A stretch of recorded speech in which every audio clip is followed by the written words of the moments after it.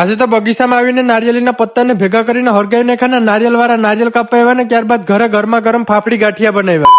બધાને જય સોમનાથ, જય માતાજી. તો કેમ છો બધા મજામાં જશે અને સ્વાગત છે મારા મિની બ્લોગમાં. હવારમાં બગીચામાં આવીને સોમાહાના નારિયેળીના પત્તા પડી ગયા તે બધાને ભેગા કરીને હરગાવી નાખ્યા ને ત્યારબાદ બગીચામાં પાણી વારી દીધું. હવે આ મોટા બગીચામાં નારિયેળ કાપવા વાળા આવ્યા હતા. નારિયેળ કાપવા વાળા છોકરા બધા અમારા જ ગામના હતા ને નારિયેળ કાપવાનું પણ કામ ચાલુ કરી દીધું. આ છોકરાએ એક નારિયેળ કાપી જતો કે મારે સા પીવો એટલે ગાડી લઈને સા લેવા જતો તો રસ્તામાં બોલેરો આડો હતો એટલે પગપાળા હાલીને ગામમાં જવું પડ્યું. ગામમાં પૂગ્યો તો સા બની ગયો હતો ને કર્યો ભવદીપભાઈ ને ફોન ને ભવદીપભાઈ આવી ગયા એની એન્ડોર લઈને અને સાની કીટલી લઈને હું ને ભવદીપભાઈ નીકળી ગયા વાડીએ જવા માટે. હવે વાડીએ પૂગીને બધા છોકરાને બોલાવીને સા આપી દીધો હતો ને ત્યારબાદ નારિયેળ પકવાઈ જતા એટલે નારિયેળ બોલેરામાં ભરીને ગળું માર્કેટમાં બોલેરાને રવાના કરી દીધું. ઘરે ગાંઠિયા બનાવના હતા એટલે લોટને બાંધીને સુલાને હરગાવીને તેલું બકડિયું મૂકી દીધું. હવે હું ને મારા મમ્મી ગાંઠિયા બનાવતા હતા ને ગાંઠિયા પણ બની ગયા હતા ને ઓલું હમણાં ટ્રેન્ડિંગમાં બહુ હાલે. 2 કિલો મોકલાવો મારા વાલા મિત્રો. આજના બ્લોગમાં એટલું જતા આ ગુજરાતી માટે ઓલું ફોલો નું બટન દબાવતા જજો.